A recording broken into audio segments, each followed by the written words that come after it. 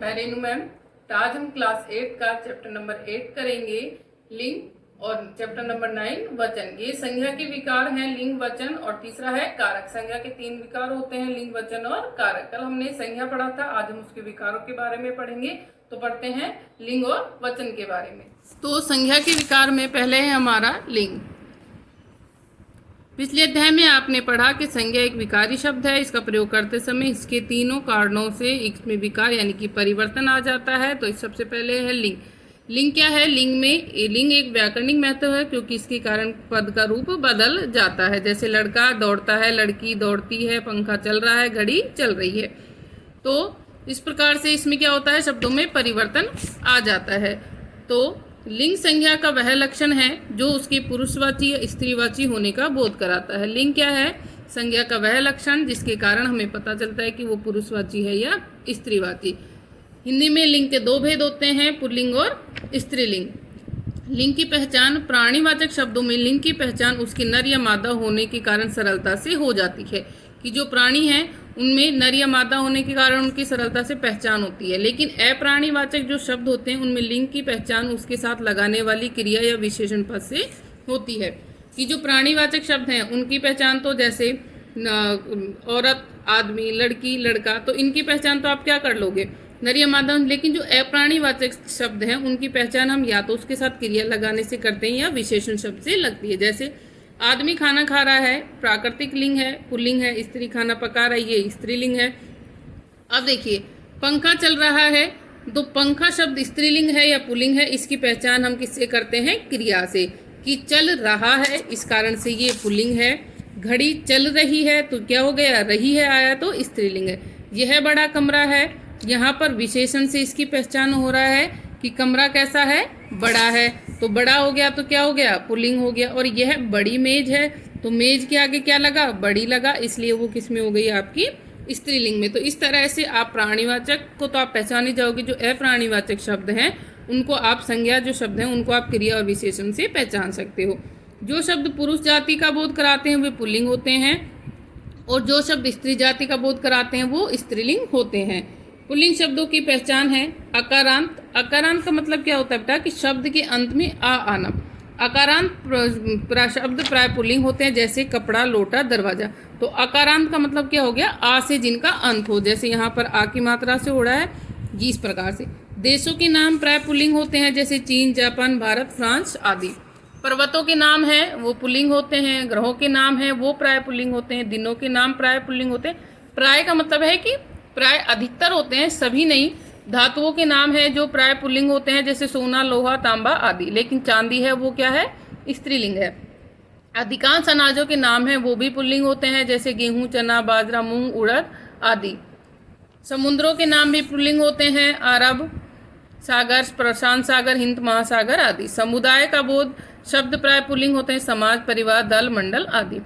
स्त्रीलिंग शब्द हैं, इकारांत शब्द प्राय स्त्रीलिंग होते हैं। इकारांत यानी कि जिनका अंत किससे होगा, ई से होगा। इकारांत यानी कि बड़ी ई से जिनका अंत होगा वो प्राय स्त्रीलिंग होंगे। भाषाओं के नाम प्राय वो स्त्रीलिंग होंगे, हिंदी, संस्कृत, मराठी, चीनी। नदियों के नाम हैं वो प्राय स्त्रीलिंग होंगे। और जिन शब्दों में ई, नी, आनी, आई, इया, इमा, ता, आ, श्री, आवट, आहट शब्द आहट प्रत्यय जुड़े वो प्राय स्त्रीलिंग होंगे। प्रत्यय आपको पता है जो शब्द के अंत में जुड़ते हैं, यानी जो उन शब्दों का अंत इन शब्दों से होता है वो क्या होंगे, स्त्रीलिंग होंगे। अब है लिंग परिवर्तन, कि आप किस तरह से करते हो। ए और आ को ई करके, जैसे नर से नारी, पुत्र से पुत्री, तरुण से तरुणी, कबूतर से कबूतरी। आ या आ का इया लगा के बंदर, बंदरिया, खाट, खटिया, लोटा, लुटिया, इस तरह से।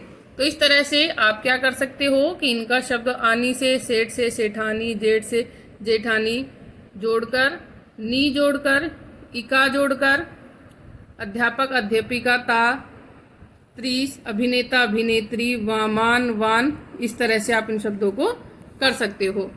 कुछ ऐसे शब्द हैं जो पुल्लिंग और स्त्रीलिंग में रूप में एक समान होते हैं, जैसे राष्ट्रपति, प्रधानमंत्री, डॉक्टर, राजदूत, पत्रकार, प्रोफेसर, प्रबंधक, मैनेजर, वकील, गवर्नर, सेक्रेटरी आदि के कुछ ऐसे शब्द होते हैं जो दोनों में समान होते हैं। लिंग का शाब्दिक अर्थ होता है चिन्ह। अब है आपके प्रश्न उत्तर। तो पहला शब्द है लिंग से आप क्या समझते हैं, उदाहरण दीजिए। तो लिंग की परिभाषा क्या हो गई बेटा आपकी? लिंग से किसी शब्द की पुरुष जाति या स्त्री जाति होने का पता चलता है। तो ये उत्तर आप लिख सकते हो। दूसरा है लिंग के कितने भेद हैं? प्रत्येक के दो दो उदाहरण लिखने हैं। तो लिंग के दो भेद होते हैं, स्त्रीलिंग और पुल्लिंग, और दो दो उदाहरण आप लिखोगे इसके। अब आगे है आपका निम्नलिखित शब्दों के लिंग बताइए। नाक स्त्रीलिंग शब्द है, कवि पुल्लिंग है, हिमालय पुल्लिंग, हाथी पुल्लिंग, युवक पुल्लिंग, लेखिका स्त्रीलिंग, लोटा पुल्लिंग, कबूतरी स्त्रीलिंग। निम्नलिखित शब्दों को स्त्रीलिंग में परिवर्तन कीजिए। जेठ जेठानी, भवदीय भवदिया, पाठक पाठिका, छात्र छात्रा, चूहा चूहिया, शिष्य शिष्या, श्रीमान श्रीमती, अभिनेता अभिनेत्री, सम्राट सम्राज्ञी, धोबी धोबिन, लाला ललायन, भाग्यवान भाग्यवती। निम्नलिखित शब्दों के पुल्लिंग बनाइए। बबुआइन बाबू, श्रीमती श्रीमान, विधवा विधुर, रूपवती रूपवान, बुद्धिमती बुद्धिमान, पंडिताइन पंडित। इन वाक्यों में लिंग परिवर्तन करके फिर से लिखना है। धोबी ने कपड़े धो दिए, धोबिन ने कपड़े धो दिए हैं। मेरे जेठ बाहर गए हैं, मेरी जेठानी बाहर गई है। अध्यापक पढ़ा रहा है, अध्यापिका पढ़ा रही है। यहाँ पर हमें इनके स्त्रीलिंग शब्द लिखने हैं। मालक मालिक का हो गया मालकिन, सेठ का सेठानी, कवि का कवित्री, राजा का रानी। लाला का स्त्रीलिंग होगा ललायन, नायक नायिका, शिक्षक शिक्षिका, बाजार बाजार पुल्लिंग शब्द होगा। ये तो है बेटा आपका लिंग वाला चैप्टर। ये आपको सभी एक्सरसाइज बुक में नोट करनी है और दोनों प्रश्न आपको नोटबुक में नोट करने हैं। आगे हमारा वचन। वचन क्या है? वचन संज्ञा का वह लक्षण है जो उसके एक या अधिक होने का बोध कराता है। वचन क्या है? कि संज्ञा का वह लक्षण जिसके कारण उसके एक या अनेक होने का बोध होता है। जैसे लड़का खेलता है, लड़के खेलते हैं। अब वचन है, ये भी दो प्रकार के होते हैं, एक वचन और बहुवचन। वचन की पहचान, हिंदी में वचन की पहचान है वो दो प्रकार से होती है। संज्ञा सर्वनामों सर्वनाम शब्दों के रूप द्वारा। अध्यापक पढ़ा रहा है, अध्यापिका ने कॉपियां एकत्रित की, मैं सो रहा हूँ, हम चंडीगढ़ जा रहे हैं। तो यहाँ पर संज्ञा या सर्वनाम शब्दों के रूप में उसकी पहचान हो गई। जैसे अध्यापक अध्यापिकाएं, मैं सो रहा हूँ, हम, इसके अंदर किससे हो गई? आपकी संज्ञा या सर्वनाम शब्दों से इसकी पहचान हो गई। दूसरा है क्रिया के रूप में। क्रिया से जैसे फूल खिल रहे हैं, तो यहाँ पर रहे हैं, तो फूल तो एक वचन में और बहुवचन में क्या आया, लेकिन यहाँ पर रहे हैं से हमें पता चल गया कि बहुवचन है।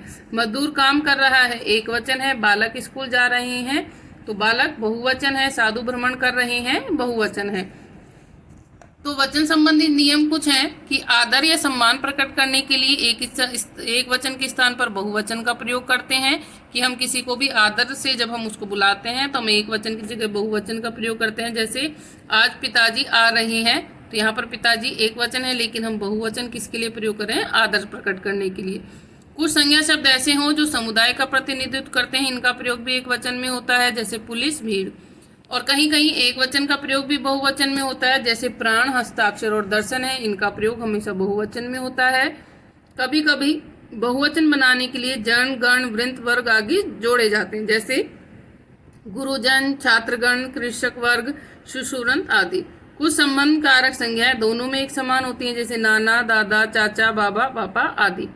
भाववाचक संज्ञाएं सदा एक वचन में प्रयुक्त होती हैं। जैसे प्रेम हो या मिठास। कुछ शब्द सदैव एक वचन में ही प्रयुक्त होते हैं। जैसे वर्षा, सत्य, व्यथा, चाय, घी, पानी आदि। इसी प्रकार से जैसे हमने लिंग बनाए थे, वैसे ही जो वचन परिवर्तन करते हैं उसके अंदर आ गया आपका अकारांत स्त्रीलिंग। यानी कि अकारांत जो स्त्रीलिंग है, ऐसे जिनका अंत हो रहा है, ऐसे शब्द में ए के स्थान पर ए लगा देंगे। उकारांत स्त्रीलिंग में आ के स्थान पर ए लगा देंगे, के बाद ए जोड़ देंगे, के स्थान पर नहीं, के बाद में जोड़ देंगे। अकारांत पुल्लिंग में है, हम आ के ए बना देंगे, इकारांत में या बना देंगे। इसी प्रकार से हम इनको क्या कर देंगे? बहुवचन बना देंगे। अब है आपके प्रश्नोत्तर।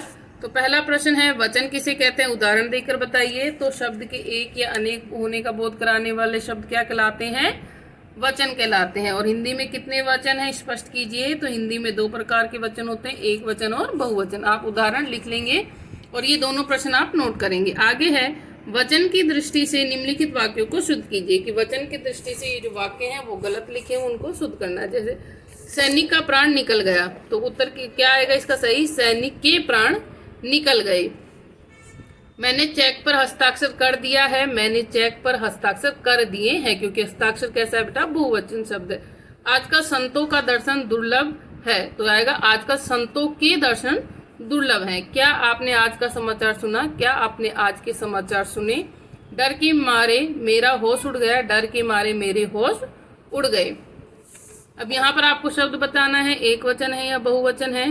जो अंडरलाइन कर रखा है, टिकट कैसा है, एक वचन, दूध एक वचन, सद्गुणों बहुवचन, कलश एक वचन, बाबूजी एक वचन। निम्नलिखित वाक्यों को बहुवचन में लिखिए। महिला ने पुस्तक खरीदी, तो यहाँ पर बहुवचन हो गया, महिलाओं ने। अब एक पुस्तक तो नहीं खरीदेगी, महिलाओं ने पुस्तकें खरीदी। पेड़ पर चिड़िया बैठी है, तो यहाँ पर देखो पेड़ पर चिड़िया बैठी है, और जब हम बहुवचन करते हैं तो है के ऊपर बिंदी लगती है। मछली पानी में तैर रही है, मछलियां पानी में तैर रही हैं। लड़की गुड़िया से खेलती हैं, लड़कियां गुड़िया से खेलती हैं। बहुवचन बनाने हैं, चिट्ठी चिट्ठियां।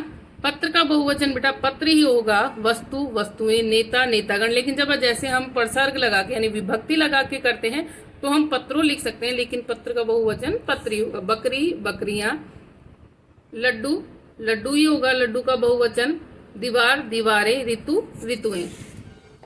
एक वचन नदी, नदियां का एक वचन नदी।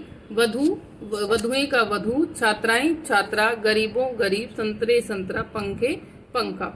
नीचे है निम्नलिखित शब्दों के एक वचन बदलकर वाक्य में प्रयोग कीजिए। ये वचन बदलने हैं हमें यहाँ पर, तो ये और वचन बदलकर आपको क्या करना है, वाक्य में प्रयोग करना है। जैसे कवि का बहुवचन बना दिया कवियों ने, फिर आप उसका वाक्य में वाक्य बनाओगे। रास्ता, पुस्तकें, इन सभी को आपको वचन बदलकर क्या करना है, वाक्य में प्रयोग करना है। तो ये क्वेश्चन आप अपने आप करेंगे पेन नोटबुक में, बाकी सभी एक्सरसाइज बुक में फिल करेंगे, और ये प्रश्न उत्तर आपको नोटबुक में नोट करने हैं। Thank you.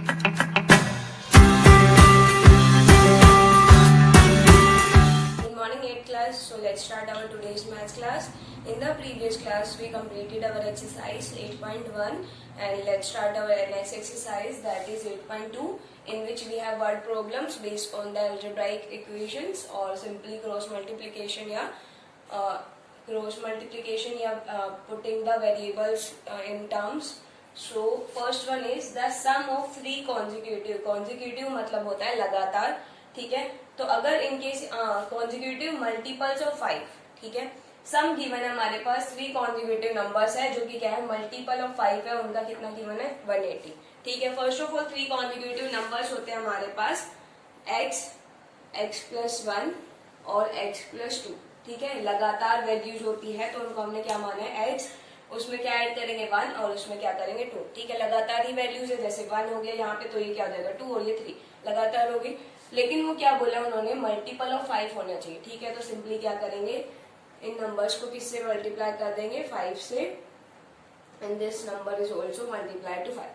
क्या हो गया अब हमारे पास, ये तो 5x हो गया, तो ये क्या हो जाएगा, ब्रैकेट के अंदर दोनों से मल्टीप्लाई होगा, so 5x+5 and third one is 5x+10, ठीक है। These are the 3 consecutive numbers, so 3 consecutive numbers multiple of 5, ठीक है। These are the 3 consecutive. Now according to question what we have, sum of these 3 numbers, इन सबका सम किसके equal है, 180 के equal. So according to question ATQ, that means according to question we have that 5x plus 5x+5 plus 5x+10 that will be equals to 180, ठीक है। अब x वाली terms को add कर लेते हैं और कांस्टेंट टर्म्स को ऐड कर लेते हैं। 5 + 5 + 5 15th ऑफ x हो गया, प्लस कांस्टेंट टर्म है 5 और 10 कितना हो गया 15, that will be equals to 180, ठीक है। अब हमें सिर्फ x फाइंड करना है, उसके अदरवाइज टर्म क्या है यहाँ पे प्लस में, इधर क्या होगी माइनस। सो 15x इक्वल हो गया 180 - 15 एंड 180 - 15 इज 165। सो 15x किसके इक्वल हो गया 165। 15 here is multiplied with x, so x को find करना है, so this will comes to in the right hand side in division, ठीक है, अब कैंसिल आउट करेंगे, 15 1 जा 15, 15 1 जा 15 1 जा, कितना आ गया 11 आ गया हमारे पास x की वैल्यू। सो नंबर्स क्या हो गए अब हमारे पास, फर्स्ट क्या था 5x, तो 5 मल्टीप्लाई 11, सेकेंड क्या था 5 मल्टीप्लाई 11 प्लस 5, और थर्ड क्या था हमारे पास 5 मल्टीप्लाई 11 प्लस 10। ठीक है, तो कितना हो गया अब ये 55, 55 plus 5 is 60 and 55 plus 10 is 65. ठीक है, these are the three numbers that we asked in the question number first. So three consecutive लगातार टर्म होते हैं हमारे पास x, x plus 1 और x plus 2, but here we have multiple of 5, so simply multiply all these number by 5 and then sum given है, मतलब addition तीनों का हमारे पास किसके इक्वल गिवन था 180, एंड सिंपली क्या करा हमने सोल्व करके इक्वेशंस में नंबर्स फाइंड कर लिए। ठीक है, now next question is, so students next question is the sum of three consecutive, again three consecutive मतलब x, x plus 1 और x plus 2, but here we have even number, और even number क्या होते हैं which are multiple of 2। ठीक है, तो simply हम क्या कर देंगे अब यहाँ पे 2 से मल्टीप्लाई, सो क्या है हमारे पास 3 consecutive numbers है, 3 consecutive even number क्या हो जाएंगे, first of all x, x plus 1, x plus 2। ठीक है, these are the consecutive numbers but even number that are multiple of 2, तो simply multiply 2। ठीक है, each number will be multiplied to 2। here we have 2x, then 2x plus 2 because this 2 will be multiplied to both the numbers in the bracket, and the next one is 2x and 2 multiplied 2 is 4। ठीक है, these are the three consecutive even numbers। now sum of these numbers will be 246, that means addition करेंगे, so again according to question we have 2x plus 2x plus 2 plus 2x plus 4, that will be equals to 46। now same x terms हम plus कर लेते, कितना हो गया 2 2 2, कितना हो गया 6, एंड कांस्टेंट टर्म्स है यहाँ पे 2 plus 4 is 6, 246। Again 6x plus 6, x वाली टर्म फाइंड करनी है, तो एक कांस्टेंट टर्म को इधर ले जाएंगे, वो क्या हो जाएगा इधर आके minus, so answer will be 240। Now x 6 will be multiplied here and in the right hand side it will divide 240। ठीक है, सो कितना आ गया हमारे पास आंसर, 6 1 जा 6, 6 4 जा 24, सो 40 आंसर आ गया हमारे पास x का। सो हमें फाइंड क्या करना था ये सारे नंबर्स, सो नंबर्स क्या हो गए, the numbers are, first one is 2 multiply 40। ठीक है, second one is 2 multiply 40 plus 2, and third one is 2 multiply 40 plus 4। ठीक है, कितना हो गया 80, देन 82 एंड 84। ठीक है, now next is, now the fourth one is, third हम नेक्स्ट क्लास में करेंगे।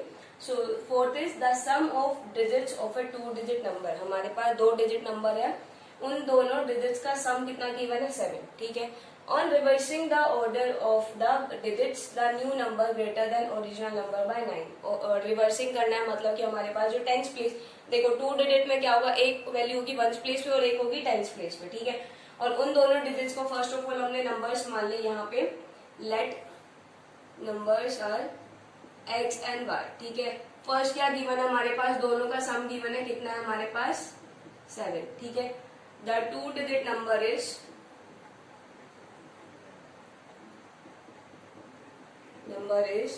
क्या हो जाएगा 10x प्लस y। ठीक है, अगर हम y को लेते वंस प्लेस पे और x को लेते टेंस प्लेस पे, तो that will be multiply to 10। ठीक है, now we are reading the chapter, we are discuss about the chapter of linear equation in one variable, but here we have 2 variables, so we have to change it in one variable। ठीक है, तो हम यहाँ y की value find कर सकते हैं, यहाँ से y की वैल्यू अगर हमें यहाँ से निकालनी है, y यहीं पे रह जाएगा और इधर क्या x क्या आ जाएगा माइनस में, तो यहाँ सिंपली वैल्यू पुट कर दो 10x प्लस 7 माइनस x। ठीक है, कितना हो गया अब हमारे पास 10x प्लस 7 और माइनस x, कितना आ गया 9x प्लस 7।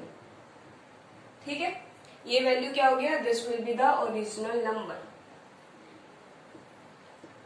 ओरिजिनल नंबर हमारे पास है ये। ठीक है, नाउ रिवर्सिंग हमें करना है उस ऑर्डर का जो हमारे पास नंबर था, ये था नंबर 10x प्लस, इसको सोल्व करके जो आंसर आया वो हमारे पास अलग होगा, लेकिन जो नंबर था वो क्या था 10x प्लस y, y की टर्म ये थी। अब हमें रिवर्स करना है, रिवर्स मतलब ऑन रिवर्सिंग वी हैव, क्या होगा, y का प्लेस यहाँ पे हो जाएगा और y की वैल्यू क्या है 7 माइनस एक्स प्लस एक्स, क्योंकि x यहाँ पे हो जाएगा y के प्लेस में, ठीक है। क्या हो जाएगा, रिवर्स कर देंगे तो y टेंस प्लेस पे आ जाएगा और x किस पे चला जाएगा, वंस प्लेस पे, और y की वैल्यू हमारे पास ये है। अब इसको सोल्व करते कितना हो गया 70 and it will be multiply to x, minus sign बीच में तो माइनस 10x और प्लस x आगे है, कितना हो गया 70 minus 10 plus 1 is minus 9 of x, ठीक है, इतना हो गया। अब according to question, again according to question we have that reversing जब करी हमने ऑर्डर की, मतलब 70 माइनस 9x ये हमारे पास क्या है, ग्रेटर है किससे, ओरिजिनल नंबर से बाय 9, ठीक है। So that means minus of original number जो कि हमारे पास है 9x माइनस, एक सेकेंड, सो हमारे पास क्या है यहाँ पे ओरिजिनल नंबर से क्या है 9 ग्रेटर है, ठीक है। तो क्या हो जाएगा, इसका हम यहाँ पे क्या करेंगे, प्लस करेंगे, ठीक है, और प्लस 7 किसके इक्वल हो जाएगा, 9 के इक्वल, ठीक है। सो अब क्या करेंगे 70 माइनस 9x माइनस, ठीक है, माइनस यहाँ पे क्या हो जाएगा माइनस 9x और ये भी चेंज होके माइनस, ठीक है। देखो दो नंबर है, ओरिजिनल नंबर क्या है हमारे पास, ग्रेटर है किससे, ओरिजिनल नंबर से 9। फॉर एग्जांपल हम मान लेते हैं यहाँ पे ये जो वैल्यू आई है वो 64 है और जो ये वैल्यू है क्या है हमारे पास, रिवर्सिंग ऑर्डर करने पे हमारे पास 64 आई, ठीक है। ओरिजिनल नंबर हमने मान लिया। अब ग्रेटर जो हमारे पास ग्रेटर, ये जो न्यू नंबर था, न्यू नंबर ये, ठीक है, ये क्या है हमारे पास ग्रेटर है किससे, ओरिजिनल नंबर से बाय 9, ठीक है। सो दैट मीन्स हमें 9 किस में ऐड करना पड़ेगा, ओरिजिनल नंबर में, ठीक है, तभी तो हम बोल सकते हैं ना दोनों इक्वल हो गए। देखो न्यू नंबर इक्वल होना चाहिए किसके, ओरिजिनल नंबर के बाय एडिंग 9, क्योंकि वो 9 ग्रेटर है उससे। 9 ग्रेटर का मतलब क्या है कि यहाँ पे जो ओरिजिनल नंबर होगा उससे क्या है, ये ग्रेटर है 9, मतलब ओरिजिनल नंबर छोटा होगा एक तरीके से, ठीक है। तो इसीलिए हम यहाँ माइनस करते हैं इस टर्म को। क्या हो गया अभी हमारे पास यहाँ पे 70, इधर जाके क्या हो जाएगा माइनस 70 और माइनस, ये दोनों कॉन्स्टेंट है, क्या हो जाएगा प्लस 70 और माइनस 7, कितना हो गया 63। यहाँ पे दोनों ही हमारे पास क्या है माइनस माइनस, तो 18x हो गया किसके इक्वल है 9, ठीक है, minus 18x as it is 9 और ये इधर जाके हो जाएगा माइनस में, माइनस 18x किसके इक्वल आ जाएगा हमारे पास, ये माइनस ऑफ 54, ठीक है। अब क्या हो जाएगा 8x इधर ही रहेगा और माइनस 54 माइनस 18 से डिवाइड, कैंसिल आउट और x की वैल्यू क्या आ गई 3, ठीक है। अब हमें निकालना क्या था, नंबर निकालना था, नंबर कौन सा निकालना है अब हमें, यहाँ पे जो ओरिजिनल नंबर था, ओरिजिनल हमारे पास क्या आया था इधर में, ठीक है। So the number is 9 into 3 plus 7, कितना हो गया 27 and plus 7 that will be equals to 34, ठीक है। सो क्या करना था हमें यहाँ पे, फर्स्ट ऑफ ऑल डिजिट्स जो थी हमारे पास 2 डिजिट में हमारे पास एक वैल्यू होती है वंस प्लेस पे, एक टेंस प्लेस पे, ठीक है। तो सिंपली हमने नंबर्स मान लिए x और y, उन दोनों का सम गिवन है 7, ठीक है। जो ओरिजिनल डिजिट है वो क्या हो जाएगी 10x plus y, because x is at the place of 10, so multiply 10 plus y, ठीक है। नाउ हमें क्या, हम चैप्टर पढ़ रहे हैं लीनियर इक्वेशन 1 वेरिएबल, सो 1 वेरिएबल ही होना चाहिए, तो हमने y को चेंज कर लिया 7 minus x and that will comes from this equation, ठीक है।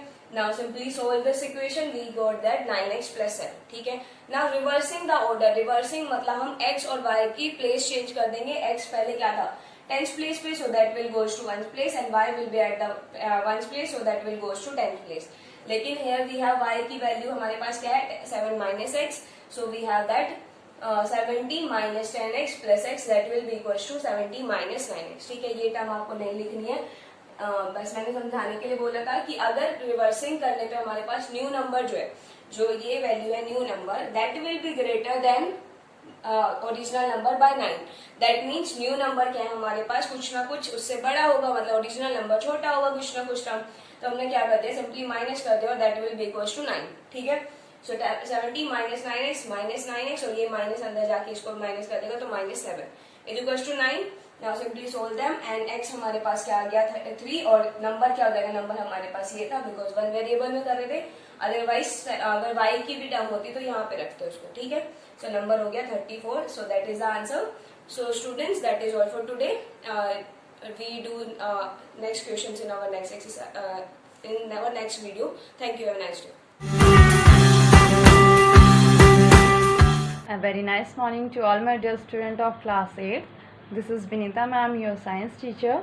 Welcome you to our YouTube channel of online classes. Student, as you know that in our previous video, I have told you about the pollution of water and air. So, through this we are going to continue over this chapter. Let's do it. Student, in this video we are going to continue the chapter 18th content, that is the water pollution. Water is essential for all living beings. It is also a necessary requirement for agriculture, industries and navigation. Potable water or drinking water is colorless, odorless and tasteless and contains sufficient amount of dissolved oxygen. It is also free from germs and harmful chemicals. Student, देखिए क्या होता है, we are talking about the water pollution and as you know that in this chapter the two content is included by this chapter. The first one was the air pollution and this the second one is about water pollution. तो student water के बारे में तो you know each and every one of must is aware about the water की क्या होता है. ये फर्स्ट ऑफ ऑल तो कलरलेस और ऑर्डरलेस टेस्टलेस होता है. कलरलेस, इसका कोई कलर नहीं होता है, इसमें कोई फ्रेगरेंस या स्मेल नहीं होती है. And it is also tasteless. आप if someone is going to ask you what is the color of what is the taste of the water, no one can define it. Okay, so और ये कुछ amount of dissolved oxygen carry करता है. as you know that water is equals to H2O. H2O के बराबर होता है क्या. ओके तो ये स्टूडेंट देखिए क्या होता है, इसेंशियल है सभी लिविंग बींग्स के लिए. It is the basic need, requirement होती है, whether it is for the agriculture, whether it is for the industries, navigation, कोई भी चीज़ हो सबके लिए most of the firstly basic needs में काउंट होता है water. And it is also free from germs and harmful chemical. और इसमें स्टूडेंट कोई जर्म्स नहीं होते, कोई हार्मफुल केमिकल्स नहीं होते. एज यू नो दैट जो पोर्टेबल वाटर होता है, I am talking about the portable और drinking water. Okay, the next is for big cities, rivers and lakes are the sources of water. In the last few decades, the quality of water in many rivers and lakes has deteriorated and has become unfit for human consumption. This is called water pollution. क्या होता है student, cities में, reverse में, lakes में जो होता है water, मतलब सोर्सेज, ये सारे हमारे सोर्स ऑफ वाटर हैं. बिकॉज फ्यू डिकेड्स में पहले क्या हुआ था कि जो क्वालिटी ऑफ वाटर है लेक्स और रिवर्स में, ये ख़त्म होती जा रही है, ख़राब हो रही है, नष्ट हो रही है. And it makes the water unfit for the human consumption. तो इसने क्या किया है, वाटर को ह्यूमन कंजप्शन के लिए मतलब एक ख़राब, ये अनफिट हो गया है, मतलब फिट नहीं रहा. अब हम लोग उसे यूज़ नहीं कर सकते हैं बिकॉज वो ड्रिंकेबल नहीं है. ये these all this leads to the water pollution. Through this जब वो वाटर अनफिट हो गया ह्यूमन कंजप्शन के लिए, that we can say that the water is going to be polluted and it is termed as water pollution. Next is water pollutants. Now pollutants क्या होते हैं? Pollutants तो student that undesirable material that get mix with air water. जो air water या किसी भी चीज़ के साथ जाके मिक्स हो जाए, पॉल्यूटेंट्स, जो चीज़ों को पोल्यूट कर रहे हो, नष्ट कर, खराब कर रहे हो, गंदा कर रहे हैं, अनफिट कर रहे हैं उसे. The unwanted and harmful substances that pollute the water are called water pollutants. वो चीज़ें जो हमें नहीं चाहिए, हार्मफुल है हमारे लिए, सब्सटेंसेस हार्मफुल है वो. Okay, and get mix with water and polluted, so we can say that these are the water pollutants. For example sewage, आपको पता है सीवेज गंदे घरों से निकला हुआ नाले का पानी वगैरह. इंडस्ट्रियल वेस्ट जो है, सिंथेटिक डिटर्जेंट्स हैं, chemical fertilizers, oil, heavy metals, radioactive waste, all these are termed as water pollutant and when these material get mixed with our water bodies they pollute it. Okay, तो वो उसको नष्ट कर देते हैं, ख़राब कर देते हैं, अनफिट कर देते हैं for the human consumption. The next is causes of water pollution. Now student water pollution के लिए कॉजेज क्या हैं? तो student the main reason for the pollution of water in the rivers और लेक्स में, मेन पोल्यूशन के जो reasons हैं वो हैं student. The first one is discharge of toxic industrial waste into river and lakes pollute them.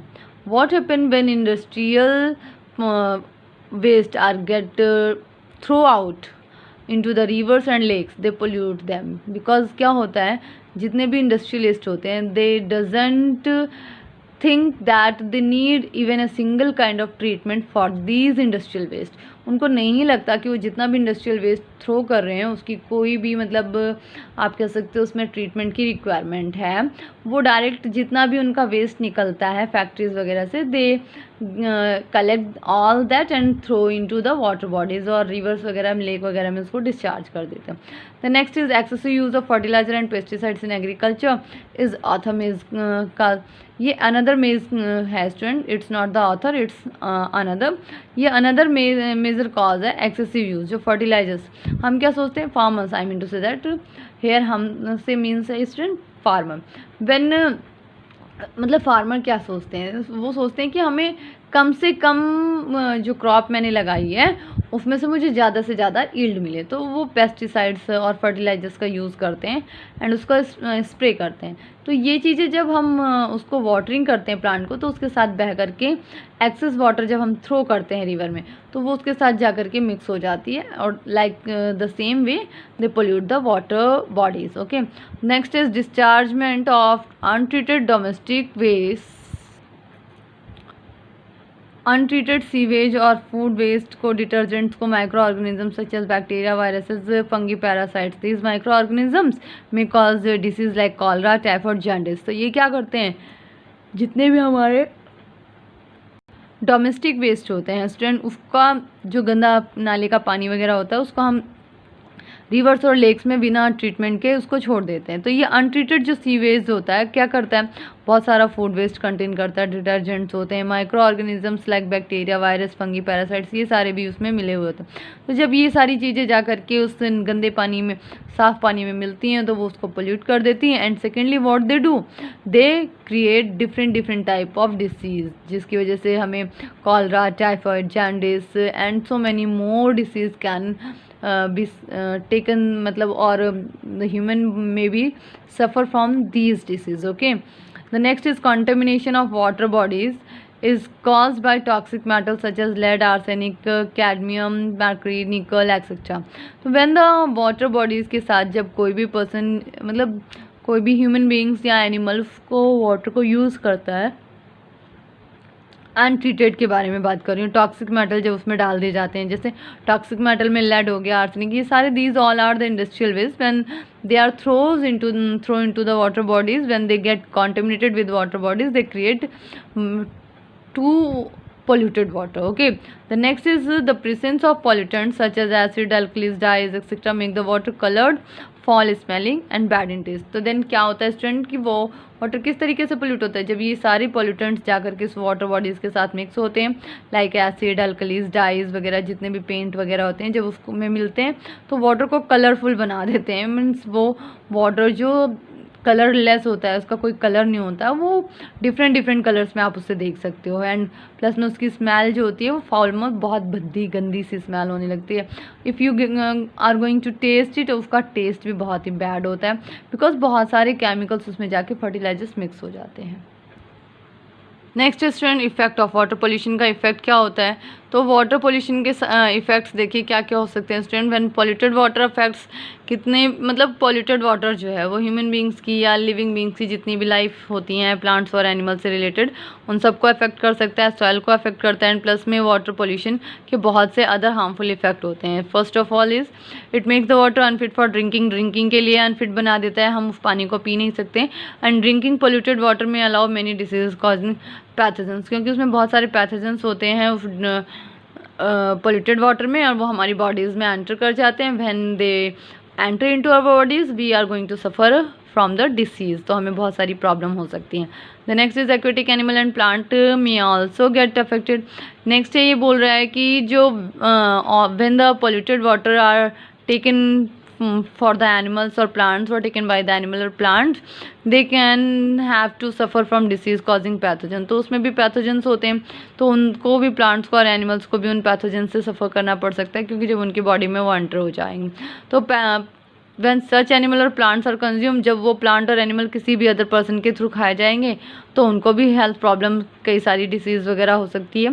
सो ये मतलब इस तरीके से वो जो चेन चल रही होती है, इन सम केसेस इट में ऑल्सो प्रूव फैटल, तो बहुत ही मतलब फैटल, बहुत घातक हो सकती है।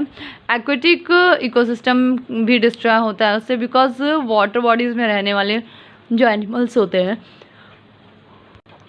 तो वो क्या करते हैं जब इकोसिस्टम डिस्ट्रॉय हो सकता है, कैसे कि वाटर बॉडीज जो है वो एक्सेस अमाउंट मतलब अनवांटेड न्यूट्रिएंट जो उनको ज़रूरत नहीं होती उस तरीके का न्यूट्रिएंट्स वो ले लेते हैं, फिर उसमें से एक यूट्रोफिकेशन प्रोसेस, मतलब एक यूट्रोफिकेशन क्या होता है देखिए फर्स्टली उसे समझ लीजिए तो आपको इजी होगा इसको अंडरस्टैंडिंग में। तो प्रोसेस एक ऐसा होता है इसमें कि एक्वेटिक सिस्टम जो होता है वहाँ पे एक मतलब ओवरग्रोथ लेयर बननी शुरू हो जाती है, उसमें जब ये फर्टिलाइजर्स वगैरह रिलीज़ किए जाते हैं। सो ओके, तो ये यूट्रोफिकेशन जो है वो प्रोसेस वहाँ पे हो सकता है। So we have completed our today's content. Let's do this short questions into a fair notebook. Student, I have a request to you all that you have to do the exercise question answer and whatever I am going to provide you in the written matter, you have to write all these in your fair notebook. Okay, so be careful regarding your homework. The fourth question and fifth question you have to do in your fair notebook. So that's all for today. Goodbye.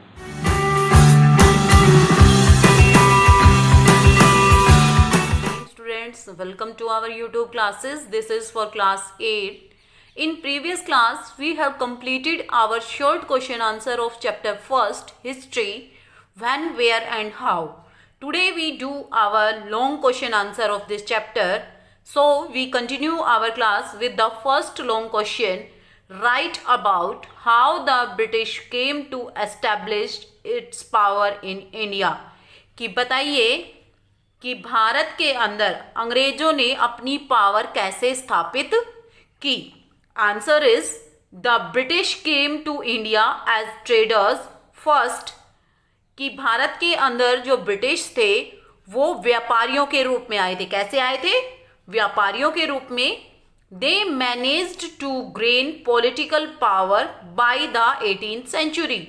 और उन्होंने फिर क्या किया कि जो भारत की political powers थी उनको अपने अधिकार में करना स्टार्ट कर दिया, क्योंकि मुगल साम्राज्य के बाद जो आखिरी मुगल सम्राट थे वो बहुत ही बहादुर शाह जफर, वो बहुत ही वीक थे और वो भोगविलास में लगे रहते थे, वो अपने राज्य के ऊपर इतना ध्यान नहीं देते थे।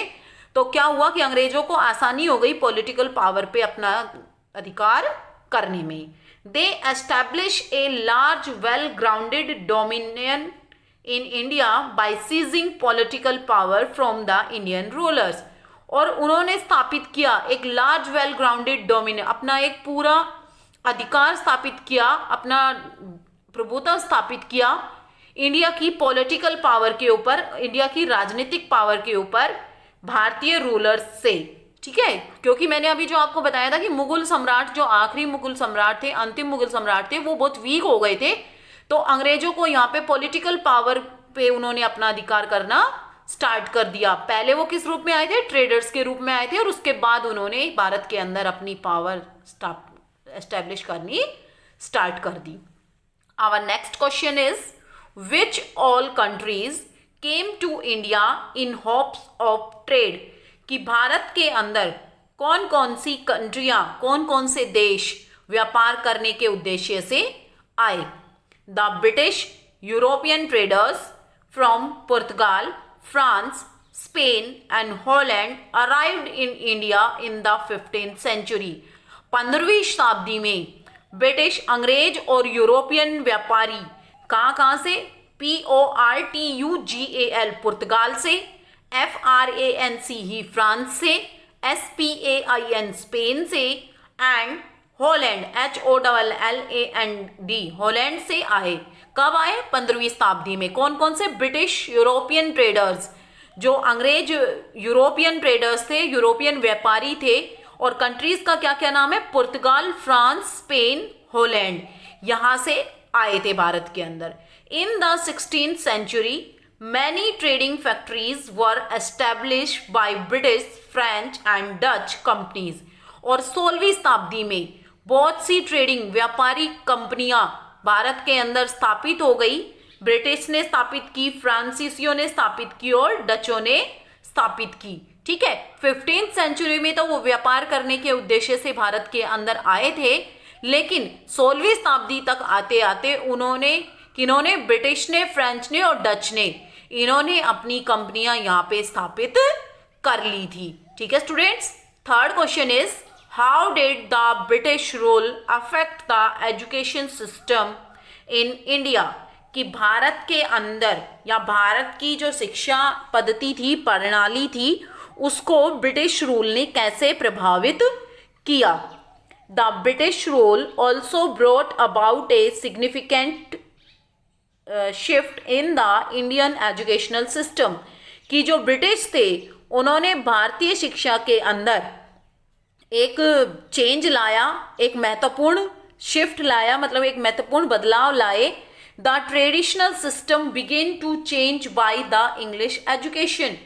और जो भारतीय संस्कृत, जो एक पारंपरिक शिक्षा थी, भारत की जो पारंपरिक शिक्षा थी, पुरानी परंपरा थी शिक्षा पद्धति की, उसको चेंज करके उन्होंने अंग्रेजी जो एजुकेशन थी, अंग्रेजी शिक्षा प्रणाली थी, उसको प्रभावित, उसको लागू कर दिया. Next point is the English language also became important. और जो इंग्लिश लैंग्वेज थी वो भी बहुत महत्वपूर्ण उन्होंने कर दी कि जो भी काम यहाँ भारत में होते थे अब वो इंग्लिश लैंग्वेज में होने लगे. फिर भारतीयों को इंग्लिश लैंग्वेज आती नहीं थी, तो ये एक महत्वपूर्ण लैंग्वेज बन गई. Many schools and universities were also establish. और बहुत सारे स्कूल और यूनिवर्सिटीज भी भारत के अंदर उन्होंने स्थापित की. ठीक है, तो पहला क्या था कि उन्होंने बहुत सारे परिवर्तन किए. जो ट्रेडिशनल एजुकेशन थी उसको चेंज करके उन्होंने इंग्लिश एजुकेशन को स्टार्ट कर दिया.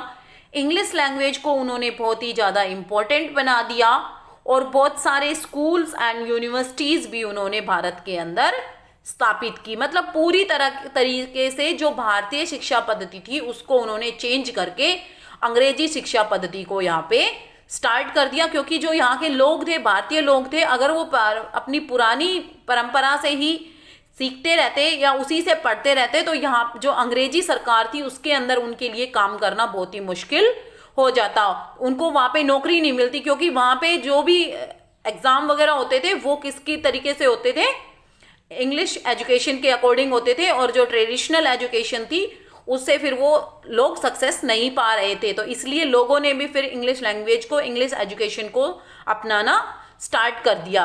तो इंग्लिश लैंग्वेज को और इंग्लिश एजुकेशन को उन्होंने बहुत ही ज़्यादा इम्पोर्टेंट कर दिया. Our next question is, what all literature was published and what kind of affect did it have on the people in India. कि भारत के अंदर कौन कौन से लिटरेचर पब्लिश हुए और उन्होंने भारतीयों के ऊपर किस प्रकार का प्रभाव डाला ब्रिटिश रूल के under. Now our answer is Dadabhai Naoroji, poverty and un British rule in India. कि दादा भाई नौरोजी की कौन सी पुस्तक है? Poverty and un British rule in India. कि भारत के अंदर जो राज्य हो वो ब्रिटिश शासन से मुक्त हो, गरीबी और ब्रिटिश शासन से मुक्त हो. गांधी जी हिंद स्वराज, गांधी जी की हिंद स्वराज है. जवाहरलाल नेहरू की डिस्कवरी ऑफ इंडिया है, भारत की खोज. बंकिम चंद्र चटर्जी की आनंद मठ है और दीनबंधु मित्रा की नील दर्पण है. ठीक है, ये तो है कि लिटरेचर जो पब्लिश हुए थे. अब है कि क्या प्रभाव डाला. All kind of literature affect the people in India during the British rule. कि जो सभी प्रकार के लिटरेचर थे, ठीक है, चाहे कोई भी हो, चाहे दादा भाई नौरोजी की poverty and un British rule in India. बेटा इन बुक्स के नेम याद कर लेना क्योंकि शॉर्ट क्वेश्चन बनते हैं और बहुत ही इंपॉर्टेंट क्वेश्चन है ये. दादा भाई नौरोजी की poverty and un British rule in India, Gandhi ji की हिंद स्वराज, जवाहरलाल नेहरू की discovery of India, Bankim Chandra Chatterjee की आनंद मठ और दीनबंधु मित्रा की नील दर्पण. तो ये सारे जो लिटरेचर थे इन्होंने भारतीय लोगों के ऊपर बहुत प्रभाव डाला ब्रिटिश रूल के दौरान. It helped in bringing the rise of nationalism in Indians. कि इन्होंने क्या किया, भारतीयों के अंदर राष्ट्रीयता की भावना को जगा दिया. ठीक है, कि इन जो इनके लिटरेचर थे उसके अंदर लिखा गया था कि कैसे जो अंग्रेज लोग हैं वो भारतीयों के ऊपर अत्याचार कर रहे हैं या हमें अपने भारत को फिर से कैसे प्राप्त करना चाहिए. तो इन सारी चीज़ों के ऊपर इनके अंदर लिखा हुआ था. तो इनको पढ़ के लोगों के अंदर राष्ट्रीयता की भावना उत्पन्न हुई. This also inspired the freedom movement. इन्होंने आज़ादी के लिए जो क्रांति थी, आज़ादी के लिए जो आंदोलन थे, उनको भी इंस्पायर किया। मतलब कि लोगों ने अपने देश की आज़ादी के लिए आंदोलन करने स्टार्ट कर दिए।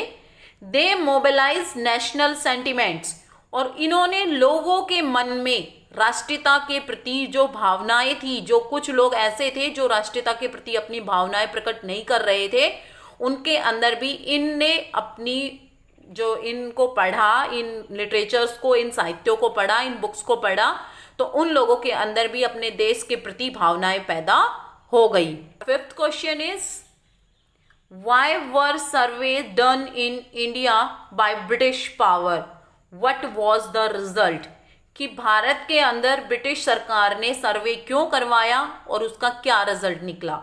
Answer is the surveys were alone in done in India. ये डन है बेटा, थोड़ा लिखने में मिस्टेक हो गई। Done in India by British power for efficient administration of the country, कि भारत के अंदर सर्वे क्यों करवाया ब्रिटिश रूल ने, ताकि भारत के अंदर वो अच्छे तरीके से प्रशासनिक कंट्रोल कर सके, अपनी जो पावर्स हैं उनको प्रशासन के अंदर अच्छे से वो यूज कर सके, इसलिए उन्होंने भारत के अंदर सर्वे करवाया था। रिजल्ट क्या निकला? The map and toposheets were prepared for showing the geographical expense of the country, कि मैप और टोपोशीट्स तैयार हुई। टोपोशीट्स होती है बेटा कि जो अपना इंडिया है उसकी लॉन्गिट्यूडनल, लैटिट्यूडनल एक्सटेंट और सारा एक्सटेंट, मतलब कि भारत के अंदर कहाँ से कहाँ तक फैला हुआ है, कौन सी कहाँ पे नदी है, कहाँ पे खाई है, कहाँ पे पर्वत है, कहाँ पे वन है, तो ये सारी चीज़ें टोपोशीट्स में हमने देखने को मिलती हैं। आप जब बड़े हो जाओगे, ज्योग्राफी जब आपका सब्जेक्ट होगा, तो आपको टोपोशीट्स देखने को मिलेंगी। तो इनसे क्या है कि जो भारत का भौगोलिक विस्तार है उसके बारे में पता लगता है। It shows the location of towns and cities, ये शहरों और कस्बों की लोकेशन दिखाता है। The survey also made careful studies of the India of the flora and fauna and geographical features like mountain, reverse etcetera. और इस सर्वे के द्वारा बहुत ही अच्छे तरीके से सर्वे होती है फ्लोरा एंड फोना की, वनस्पति और जो पशु हैं उनकी, और जो भारत का जियोग्राफिकल फीचर्स है जैसे माउंटेन्स हैं, रिवर्स हैं, इनका। ओके स्टूडेंट्स, तो ये आपके 5 क्वेश्चंस थे इस चैप्टर के। Today we complete our first chapter of history. We start our next chapter, second chapter in next class. Thank you, have a nice day. Welcome to our YouTube channel. This is for class 8 students. As you all know, we are doing active and passive voice. Today our topic is rules for conversion of interrogative sentences from active voice to passive voice. As in previous video we completed with the passive voice exercise on the basis of imperative sentences, but now today our topic is related to interrogative sentences. In interrogative sentences, you all know we are starting the question with with helping verbs. helping verbs से start करते हैं, और helping verbs में include होते हैं हमारे पास do, does, did. But when we are in active voice, but when we are going to change this active voice to passive voice, we are going to use is, am, are. Is, are, were. According to the helping words, we are going to use these helping verbs. Now example, I will give you the example related to this helping verbs. First of suppose we are having a question, do you write letter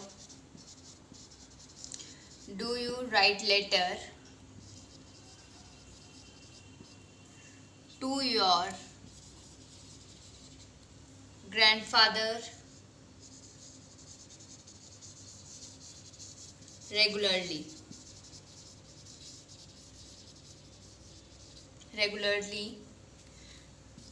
in question interrogative sentences we are making question mark, as you all know. This is the easy way to identify the interrogative sentences.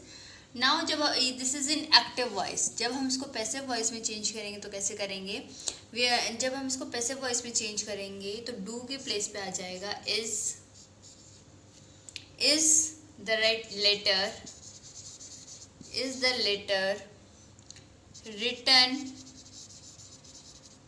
written to your grandfather regularly. लेकिन इसमें एक थोड़ा सा change होगा, ये है हमारा passive voice में. अब इसमें क्या चेंज होगा, हमारे पास जो सब्जेक्ट है वो सब्जेक्ट रहेगा और जो हमारे पास ऑब्जेक्ट है वो ऑब्जेक्ट ही रहेगा. इसमें हम सिर्फ फर्स्ट हेल्पिंग वर्ब ही चेंज करेंगे और इसके अकॉर्डिंग हमारा पैसिव वॉइस में अपने आप ही कन्वर्ट हो जाएगा. So students, this is the rule related to interrogative sentences, and we have some another helping verbs like has or have. How these are used in active voice. और passive voice में जब हम इसको change करेंगे तो कैसे करेंगे? have been plus second form of the verb दो ये हो जाएगा, हमारा passive voice में change हो जाएगा. इसमें भी सेम ऐसे ही करेंगे, जो हमारी ऑब्जेक्ट है उसको ऑब्जेक्ट रहने देंगे और जो सब्जेक्ट है उसको भी हम चेंज नहीं करेंगे. Example is have you seen Ram anywhere.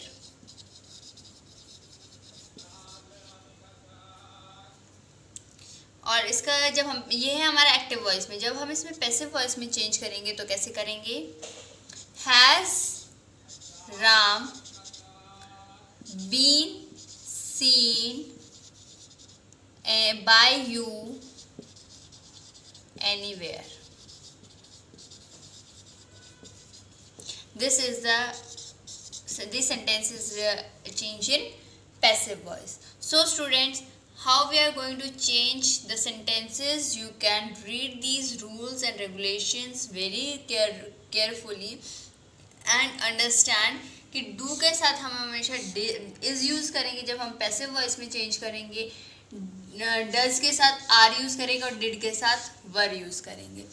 According to the tenses, we are going to use the helping verb in interrogative sentences. But we are having some another words like can, must, but they are not going to be changed. Now next point is, now in active voice we are having some another words like can, must, should. These words are not going to be changed in passive voice, they remain unchanged.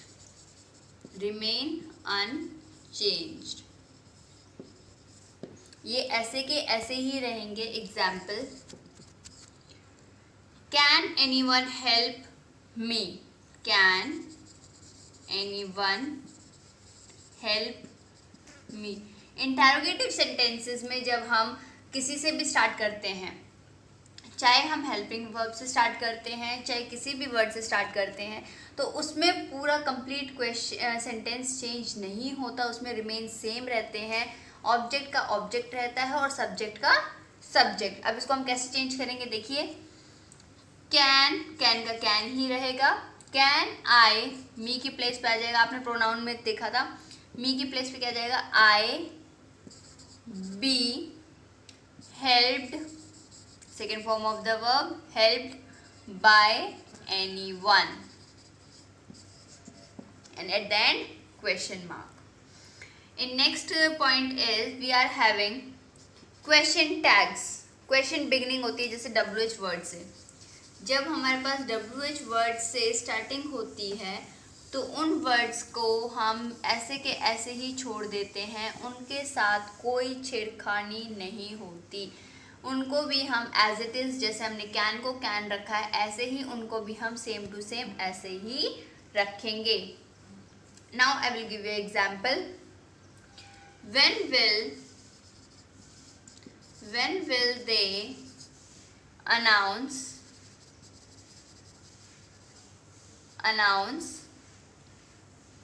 the name of the winner?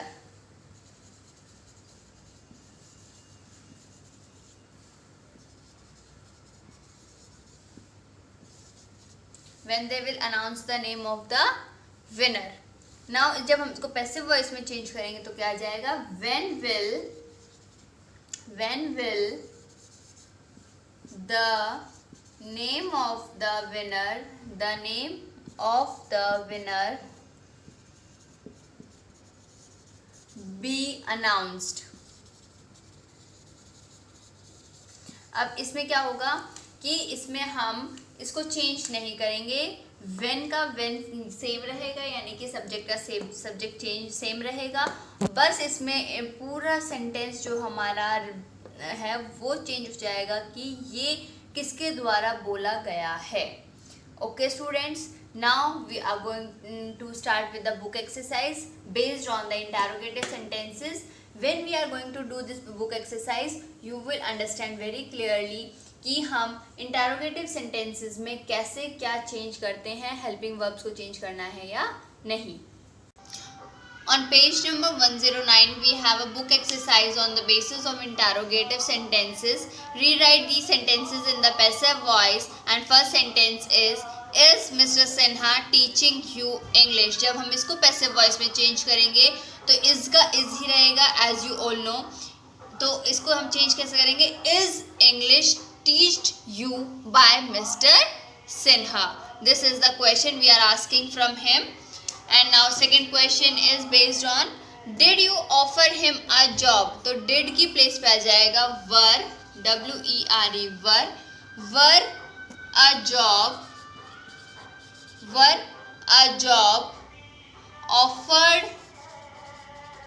offered you by him. This is the second question, and we are having on the basis of these like this only. Next question is do you know that lady in the blue dress? तो do की place पे क्या जाएगा? is the lady in blue dress known by you? तो इस तरीके से हम questions को लिखेंगे. I will write it down this third sentence. Is that lady in blue dress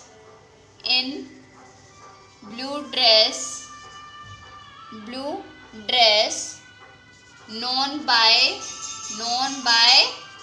you? At the end we will put question mark in all the sentences. So students, we will change the interactive voice into the passive voice like this, and remaining sentences you have to do it on your own. This is your practice also. Thank you students. Hello student, in today's GK class of class 6 to 8th, I discussed with you some current affairs. You have to write that in your notebook and learn also. In previous video, I discussed with you up to question number 25, and today I discussed with you question number 26 to 45. Okay, so let's start our question number 26. Our question number 26 is which app has become the world's fastest app to reach 50 million download in just 13 days? तो student that app name is Aarogya Setu. ये जो app है ये corona positive person को identify करने में बहुत ही हेल्पफुल है. Okay, next one is which is the first state in India to launch the online waste exchange program? तो कौन सा स्टेट फर्स्ट है उसमें जिन्होंने इंडिया को ये जो प्रोग्राम से प्रोवाइड किए हैं ऑनलाइन वेस्ट एक्सचेंज? मीन्स जो आपके पास फालतू की चीज़ें हैं उनको आप एक्सचेंज मीन्स किसी को दे सकते हैं या उसके बदले में कुछ और ले सकते हैं. ओके, तो answer is Andhra Pradesh. Next one is under स्वच्छ सर्वेक्षण league 2020, which city is adjudged as India's cleanest city? तो सबसे साफ सुथरा जो सिटी है उसमें कौन आया है जो स्वच्छ भारत में है? Answer is Jamshedpur. Next one is who become the first Indian to receive Richard Dawkin awards? तो answer is Javed Akhtar. Next one is who is named as EY world entrepreneur of year 2020? तो answer is Kiran Mumtaz Shah,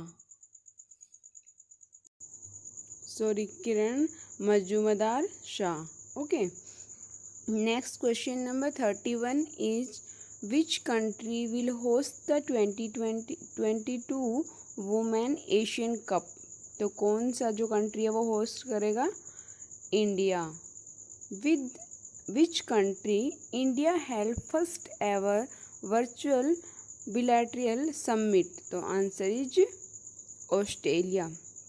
next one is which player is nominated by BCCI? ये BCCI क्या है? Cricket का एक जो है programme है, मिस जो क्रिकेट टीम का जो होस्ट करने वाली जो कंपनी होती है उसको BCCI बोलते हैं। फॉर द राजीव गांधी खेल रत्न अवार्ड्स 2020, तो उसका नेम है Rohit Sharma. Okay, next one is who has been appointed as the new CEO and MD of Wipro? Student, Wipro एक IT कंपनी है जो इंटरनेशनल लेवल तक है, मीन्स टॉप जो IT कंपनी है उनमें आती हैं विप्रो। उसके CEO और MD कौन अपॉइंट हुए हैं? थिर्रे डिलाप्रोड। Okay, next one is who has been appointed as the director general of sports authority of India? Director general के पोस्ट को बोलते हैं DG, जैसे मैनेजिंग डायरेक्टर होता है MD। रिसेंटली और director sir take this post managing director. इसी तरह डायरेक्टर जनरल क्या होता है? DG of sports authority of India, SAI। Answer is Sandeep Mukund Pradhan. Okay, now question number 36 is who has been appointed as new national president of federation of Indian chambers of commerce and industries ladies organization? ये organization है जो commerce से related है, तो उनके जो new president कौन नियुक्त हुए हैं? जहानवी पोकान। Next one is who has been appointed as the new chairman of national bank for agriculture and rural development, NABARD? तो आंसर इज गोविंदा राजुला चिन्नाला। तो ये क्या नियुक्त हुए हैं? Chairman of national bank of agriculture. इसमें जो फार्मर्स होते हैं उनको लोन वगैरह मिलता है, उनकी जो ज़मीन होती है उसके अकॉर्डिंग, और रूरल मीन्स जो ग्रामीण क्षेत्र के लोग होते हैं उनके डेवलपमेंट के लिए जो बैंक बनाए जाते हैं, जिससे जो फार्मर क्रेडिट कार्ड बनते हैं, किसान क्रेडिट कार्ड, तो इसी तरह के बैंक होते हैं वो प्रोवाइड करते हैं ये facility. Next one is who has been appointed as the new president of Indian steel association, ISA? Answer is Dilip Oommen. Next one is who has been appointed as the new managing director of Jammu and Kashmir Bank? जो J&K bank है उनके managing director कौन appoint हुए हैं? Zubair Iqbal. Okay, ये एक मुस्लिम है। तो स्टूडेंट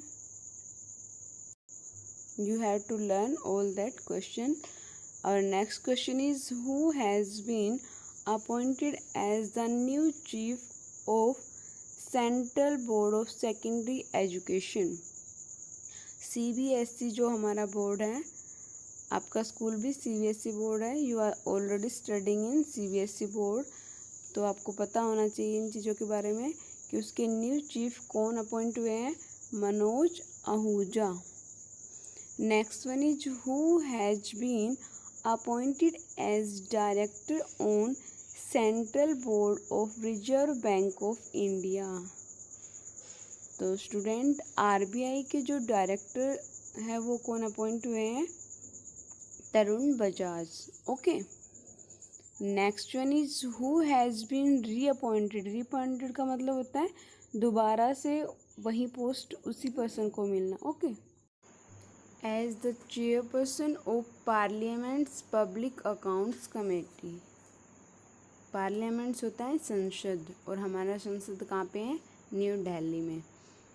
तो इस कमेटी में जो चेयरपर्सन है वो रीअपॉइंटेड, दोबारा से उन्हीं को वही पोस्ट मिली है। तो answer is Adhir Ranjan Chowdhury. Next question is who has been appointed as the new chief executive officer CEO of the Indian banks association IBA। तो answer is Sunil Mehta. CEO होता है चीफ एग्जीक्यूटिव ऑफिसर, आपसे इसकी फुल फॉर्म भी ask कर सकते हैं exam में। Okay, now question number 44 is who has been appointed as the director of national book trust. तो नेशनल बुक ट्रस्ट के जो डायरेक्टर है वो कौन अपॉइंट हुए हैं, युवराज Malik. And question number 45 is who has been awarded the Merrick Young Scientist Award 2019। ये किसको मिला था, शख्या सिंगा सैन। तो स्टूडेंट आज की इस वीडियो में हम क्वेश्चन नंबर 45 तक करेंगे। आपको ये सभी questions right in your notebook and learn also for your exam. Thank you, have a nice day.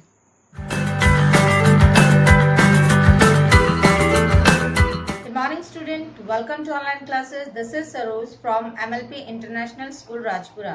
Student, from 6th to 8th class we have already completed up to chapter 7 and we have done the revision part also. Now we have started each class chapter number 8 and almost completed. Now today we will do the question answers and exercises of that chapter number 8 of each class. Let us start. So student, for class 8, today we will just do the question answers of chapter 8. Name of the chapter is My Brother, My Brother. So in this chapter you just see how the brother saved his brother's life. So let us start. See the question number 1.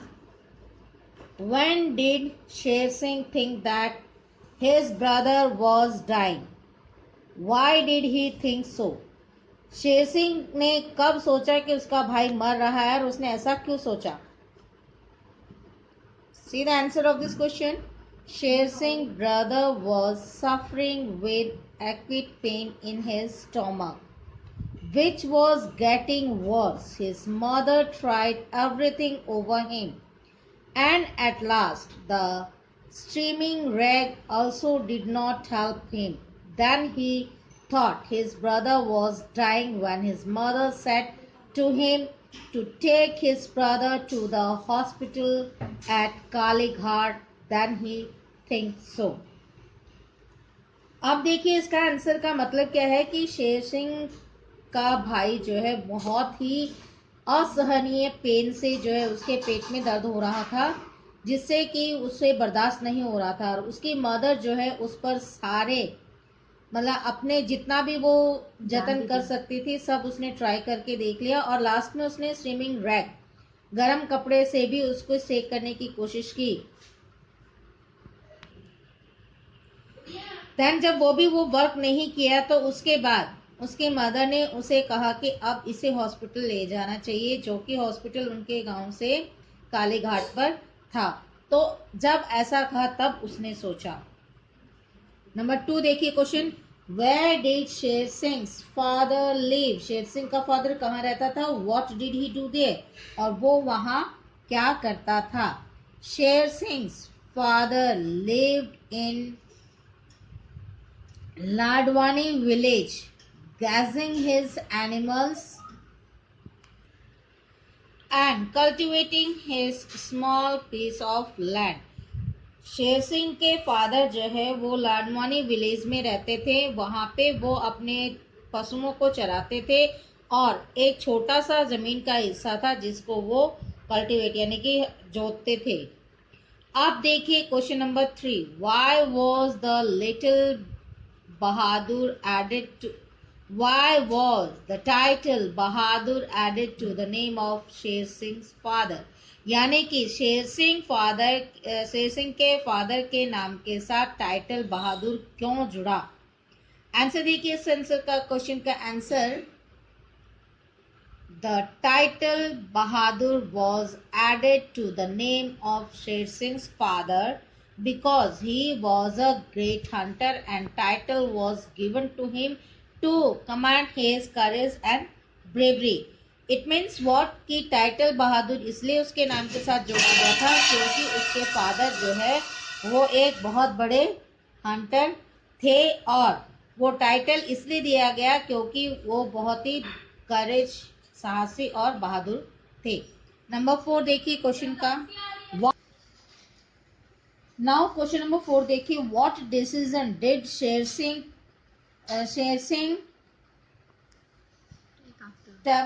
ये take after seeing his brother in great pain? यानी कि ये है take. What decision did Sher Singh take after seeing his brother in great pain? यानी कि great pen में देखने के बाद अपने भाई को शेर सिंह ने क्या डिसीजन लिया? आंसर देखिए इस क्वेश्चन का। शेर Singh take decision to Sher Singh take decision to take his brother to the hospital at Kalighat for treatment after seeing his brother in great pain.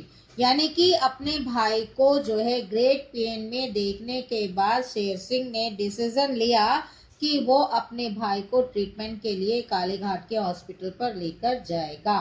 Question number 5 देखिए, what made Sher Singh cleanse round अनइजीली? यानी कि उसको क्यों घबराहट हुई शेर सिंह को? आंसर देखिए, the sight of bear track in the dust and square front paw and long back bone with the soggy claws made Sher Singh glans round अनइजीली। यानी कि जब शेर सिंह ने देखा कि ट्रैक पर डस्ट है और निशान है पंचों के और बैक बोन भी वहां है और उसके साथ ही जैसे ही उसने जो है उसके पंजों को देखा तो बियर के, तो उसको देख करके जो है शेर सिंह को अनसिक्योर फील हुआ और उसे जो है घबराहट हुई। नंबर 6 देखिए, why did Sher Singh chill with fright in the middle of the jungle? जंगल के बीच में वो घबराहट से क्यों चिल्लाया?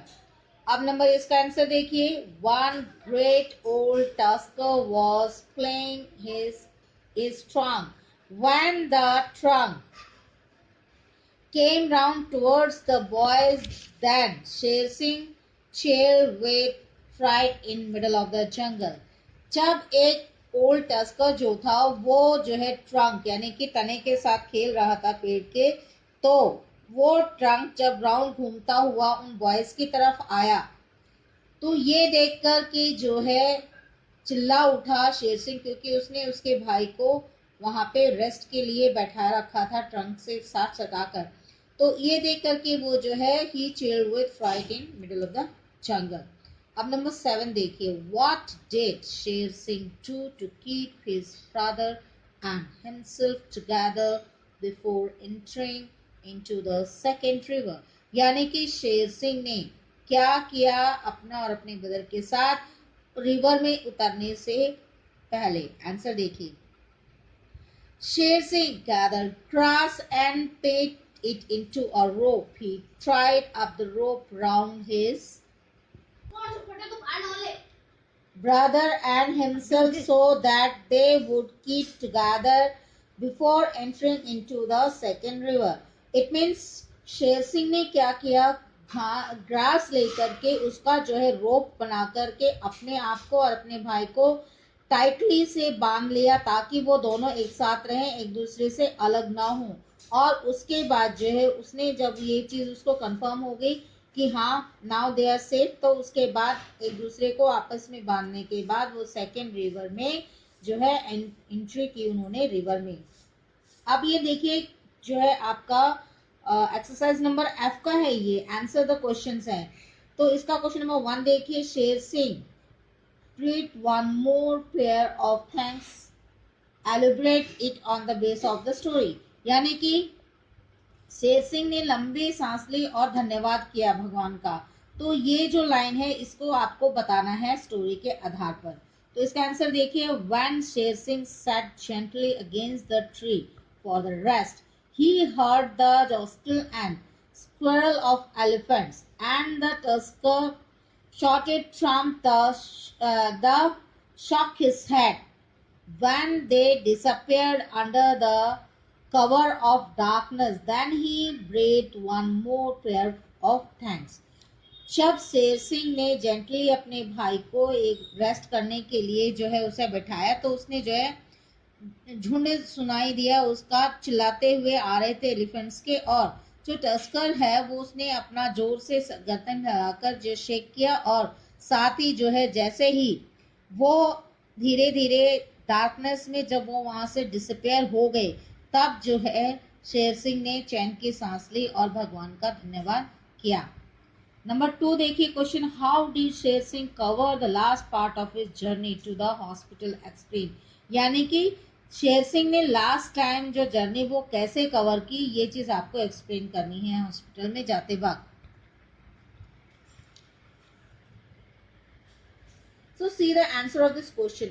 After crossing river, he walked on and on, get left in the bullock cart, then a truck. His way he covered the last part of his journey to the hospital।